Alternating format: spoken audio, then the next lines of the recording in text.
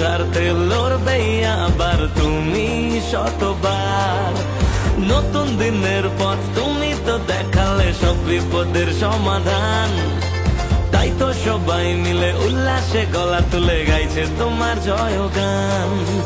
মামাটি মানুষের স্বপ্নের সারথি, ভরসা যে তুমি সবার, তাই বুক চিতিয়ে দিতে চাই জিতিয়ে আমরা তোমায় এবার পার্থতা।